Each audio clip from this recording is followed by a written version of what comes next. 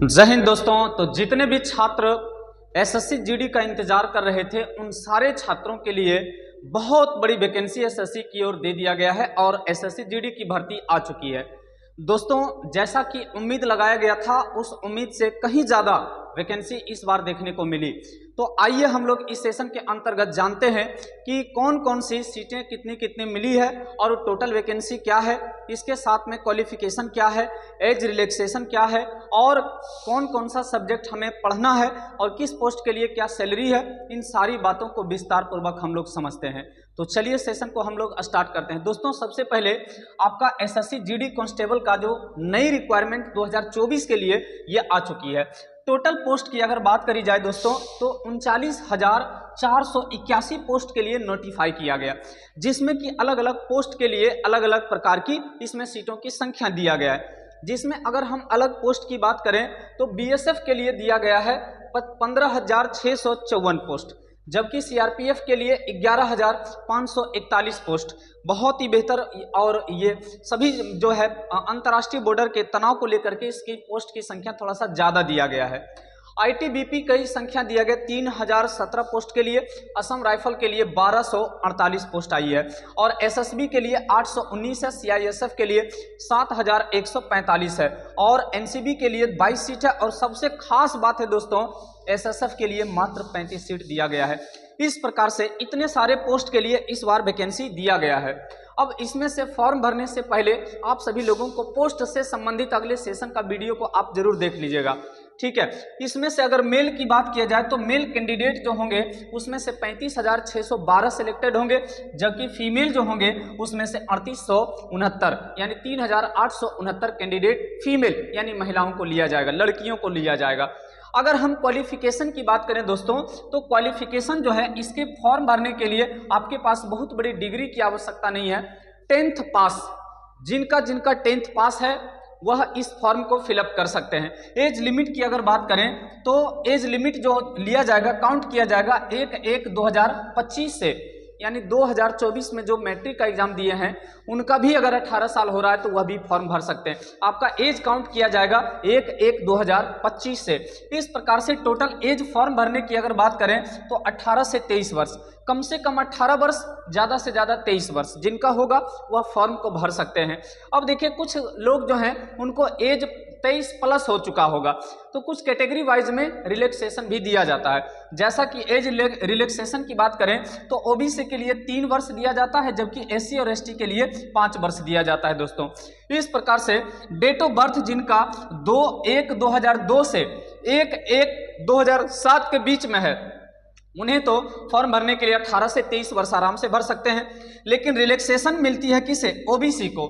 इन्हें 3 साल की मिलेगी रिलैक्सेशन, यानी डेट ऑफ बर्थ जिनका 1/1/2099 से लेकर के 1/1/2007 के बीच होगा वह फॉर्म भर सकते हैं ओबीसी कैंडिडेट। जबकि एससी एसटी कैंडिडेट जो होंगे उनका डेट ऑफ बर्थ 2/1/1997 से लेकर 1/1/2007 के बीच में जिनका होगा वह फॉर्म भर सकते हैं, कोई प्रकार की इन्हें दिक्कत नहीं होगी। इस प्रकार से एज रिलैक्सेशन की बात करें तो ओबीसी का 3 वर्ष और एससी एसटी के लिए 5 वर्ष दिया जाता है। 18 से 23 वर्ष जिनका एज होगा दोस्तों वह फॉर्म भर सकते हैं।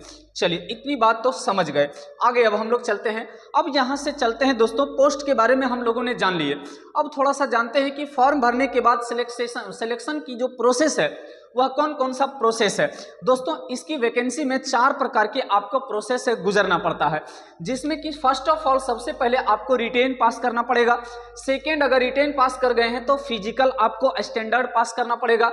और तीसरा जो सबसे महत्वपूर्ण है दोस्तों, मेडिकल होती है। इसके बाद में आपका फाइनल जो होती है दोस्तों वह फाइनल में आपका डॉक्यूमेंट वेरिफिकेशन लिया जाता है। यानी कि 4 प्रोसेस में आपकी सिलेक्शन को पूरा किया जाता है। सबसे पहले रिटेन, दूसरा फिजिकल, तीसरा मेडिकल और चौथा अंतिम स्टेज जो होती है डॉक्यूमेंट वेरिफिकेशन होती है। अब इसमें से सबसे पहले अगर हम बात करें दोस्तों रिटेन की, तो सबसे पहला प्रोसेस तो हम लोग का रिटेन है। रिटेन जो होती है इसमें से सबसे पहले एग्जाम आपका सीबीटी लिया जाता है। रिटेन जो आपका लिया जाएगा दोस्तों सीबीटी लिया जाएगा, यानी कि कंप्यूटर बेस्ड टेस्ट लिया जाएगा। जो बच्चे नहीं जानते हैं या जो छात्र नहीं जानते हैं उनके लिए जानकारी के लिए है। यह ऑनलाइन पूरी तरीके से इसकी एग्जाम कंडक्ट कराई जाती है और एग्जाम में जो आपका total number of question total जो आपका नंबर ऑफ क्वेश्चन होता है वो 80 नंबर का एग्जाम लिया जाता है। एक क्वेश्चन जो होती है दोस्तों वह 2 नंबर का होती है। इस प्रकार से टोटल नंबर ऑफ मार्क्स की अगर बात करें तो 160 नंबर आपका टोटल उसमें से रॉ मार्क दिया जाता है। इसके साथ साथ में आपको समय जो दिया जाता है यानी कि टाइम जो आपको एग्जाम में दिया जाता है क्वेश्चन को बनाने के लिए वह 60 मिनट का समय दिया जाता है। निगेटिव की अगर बात करें तो निगेटिव 14 यानी कि 4 गलत पे आपका एक सही यानी 0.25 आपका निगेटिव लिया जाता है। तो ये सबसे बहुत ही बेहतरीन है दोस्तों। अब इसके अलावा हम देखते हैं कि रिटेन में पूछता कौन कौन सा है। इसमें से आपको सबसे पहले रीजनिंग का टोटल नंबर ऑफ क्वेश्चन रहेगा 20, मैथ से आपका 20 क्वेश्चन, इसके साथ में जीके और जीएस से भी आपका 20 क्वेश्चन रहेगा और इसके साथ में हिंदी या तो इंग्लिश, इन दोनों में से कोई एक आपको चॉइस करना होता है जिसे हम लैंग्वेज पेपर कहते हैं और इससे भी पूछा जाता है दोस्तों 20 क्वेश्चन। तो टोटल यदि हम क्वेश्चन की बात करें तो टोटल 80 क्वेश्चन आपका एग्जाम में पूछा जाता है। इस क्वेश्चन को बनाने के लिए 60 मिनट यानी 1 घंटे का समय दिया जाता है और टोटल मार्क्स जो होती है इसके लिए 160 मार्क्स होती है यानी एक क्वेश्चन 2 नंबर की होती है। इस प्रकार से आगे अब हम लोग देखते हैं दूसरा जो आपका स्टैंडर्ड है वह फिजिकल है। फिजिकल जो होती है दोस्तों मेल और फीमेल दोनों के लिए अलग अलग प्रकार की प्रोसेस होती है। फिजिकल मेल के लिए थोड़ा सा ज़्यादा होती है, फीमेल के लिए थोड़ा सा कम होती है। अब क्या क्या ज़्यादा और क्या क्या कम होती है इसके बारे में थोड़ा सा हम जानकारी लेते हैं। सबसे पहले फिजिकल जो स्टैंडर्ड की आवश्यकता होती है इसमें से हाइट सबसे महत्वपूर्ण भूमिका निभाती है। हाइट में अगर हम मेल की बात करें तो इसमें कैटेगरी वाइज लिया जाता है। जैसे अगर सामान्य कैटेगरी से है या अदर बैकवर्ड से है, पिछड़ा वर्ग से है या अनुसूचित जाति से है, इन तीनों के लिए हाइट दिया गया है 170 सेंटीमीटर यानी 170 सेंटीमीटर जिनका हाइट मेल में होगा, लड़कों का होगा, उन्हें सिलेक्शन में फिजिकल में शामिल लिया जाएगा। यदि फीमेल से हैं तो आपका हाइट होना चाहिए 157 सेंटीमीटर। वही चीजें हैं आपका यूआर हो गया, इसके साथ में ओबीसी हो गया और इसके साथ में एससी हो गया। तीनों के लिए आपका न्यूनतम हाइट जो होनी चाहिए 157, ज़्यादा रहेगी तो भी काम चलेगा लेकिन न्यूनतम इससे कम नहीं होना चाहिए। एससी के लिए 157, एसटी के लिए आपका यदि फीमेल से हैं तो आपका 150, जबकि मेल के लिए एसटी से कितना है तो 162 है। दूसरा जो इसमें लिया जाता है फिजिकल में आपका चेस्ट लिया जाता है।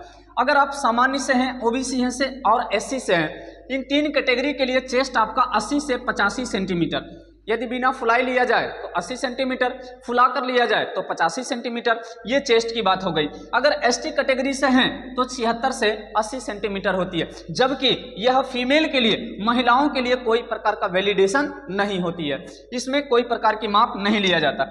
सबसे मोस्ट है दोस्तों रनिंग। रनिंग की अगर बात करें तो मेल के लिए रनिंग जो लिया जाता है टोटल 5 किलोमीटर का रनिंग लिया जाता है और वह भी कितने देर में तो 24 मिनट में, यानी 24 मिनट में आपको 5 किलोमीटर की दूरी को तय करना होता है। मेल से अगर है तो केवल इसमें से रनिंग लिया जाता है, हाई जंप, लॉन्ग जंप कुछ भी नहीं इसमें लिया जाता है। बाकी फीमेल से हैं तो 1.6 किलोमीटर यानी कि 1 मील की दौड़ ली जाती है 8.5 मिनट में। आराम से लड़की लोग भी पार कर सकती है, ठीक है। लेकिन दोस्तों फिजिकल से पहले आपका रिटेन जिनका निकलेगा उन्हीं लोगों को फिजिकल के लिए बुलाई जाएगी, ठीक है। अगला चलते हैं। अगर आप इसमें सिलेक्शन ले लिए हैं तो इसके बाद तीसरा जो प्रोसेस होती है मेडिकल होती है। मेडिकल किसी पोस्ट में ए कैटेगरी की, किसी पोस्ट में बी कैटेगरी की होती है। इस प्रकार से मेडिकल अलग अलग प्रकार की कैटेगरी में लिया जाता है। सैलरी की अगर बात करें तो न्यूनतम सैलरी 21,700 से लेकर के 69,100 तक इसमें से होती है, जिसमें कि पोस्ट वाइज इसमें डिवाइड किया गया।